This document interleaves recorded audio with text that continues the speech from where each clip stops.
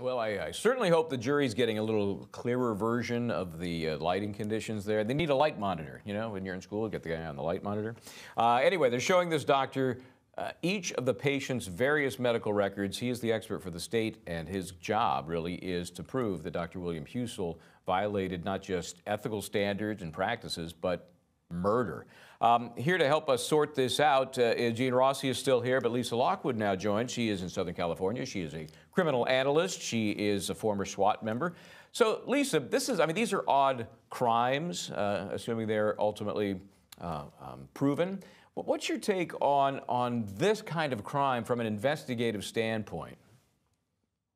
You have to look at policies, procedures, what the hospital has as far as regulations in the administering of drugs for one, comfort care, two, for pain management. Those are the two most important things. So I find it challenging that we have a case right now when a precedent was not set already at the hospital regarding how much drugs are going to be given to someone in a situation of comfort care, end of life, pain management. So that's my thought right now on all of this. And I'm waiting for some big break to come through to show that he was grossly negligent in some way, because everything has been transparent up until this point. Everything has been documented. Yeah, I've even been looking at it kind of from a civil standpoint, looking for malpractice, and I'm not even sure I've seen enough for that. So we will continue to follow this case. We'll take a break now, guys. Stay where you are. When we come back, another case just getting launched today in the Manhattan federal court system. It is a case against Lawrence Ray. It is a doozy. You don't want to miss this. Coming up, Adam Klasfeld with some on-scene reporting. We'll come right back. Of course, we know we don't need to prove the motive, but everybody wants to know what it is. And so sounds to me like, Lisa, the motive is to make these folks as comfortable as possible in their final moments, because they've already determined this person is going to die. What's your take on this expert and that level of meds and the whole mental, the mindset for this doctor? I learned quite a bit from him. And one thing specific was, we talked about the 14,000 micrograms that can be used during a surgery. And he said, when you're inside a human body, but somebody is on oxygen, it's perfectly okay. I didn't even know a body can tolerate that. So that was an eye-opener for me. And the other eye-opener was 14,000 micrograms without oxygen is a death sentence. So how will the jury look at that? Will they make a decision that that was gross negligence, that it was just speeding up the process?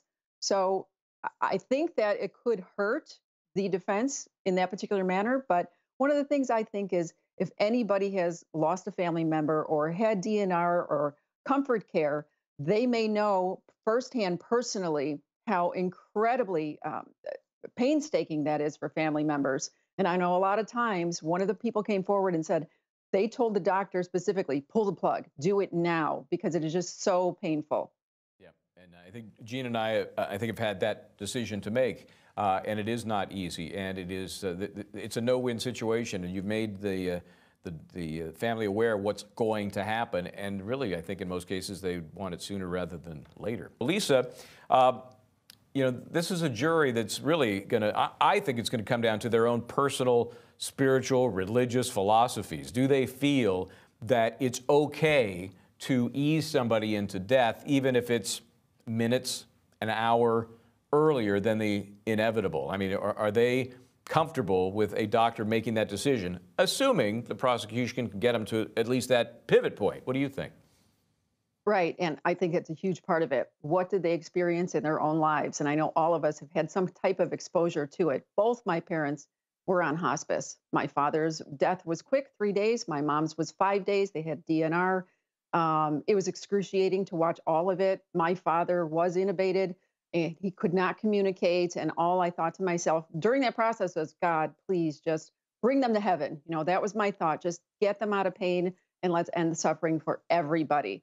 So was he acting in the capacity of comfort care where he was putting himself in the shoes of these people? Euthanasia is in 10 states, it's legal, you know, assisted suicide, euthanasia, not in Ohio.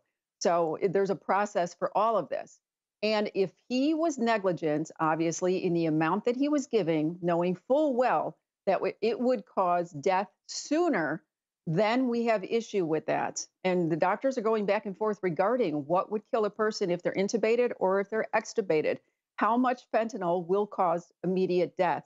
And if he takes the stand and he says in his scientific practice and all of the experience that he has that he is fully aware, if I give somebody 1,000 or 2,000 micrograms of fentanyl, and if they are not intubated, they will die in X amount of time, that would hurt him. So it'll be interesting to see if he does take the stand Oh, and yeah. if they are able to prove that. Yeah, in maybe more than many cases, it would be, I think, pivotal, and maybe, unless we see a little bit more than we've seen so far from the prosecution, I don't know, less likely the good doctor might take the stand. So I get the feeling each of these doctors who testify is putting themselves in Dr. Husel's position and wondering what they would have done, how it would have played out for them, and would they have, been more likely or less likely to do what he did. I think when you're talking about the healing arts, we're talking about a sliding scale here. This is far from bright line. We'll take a break and come right back.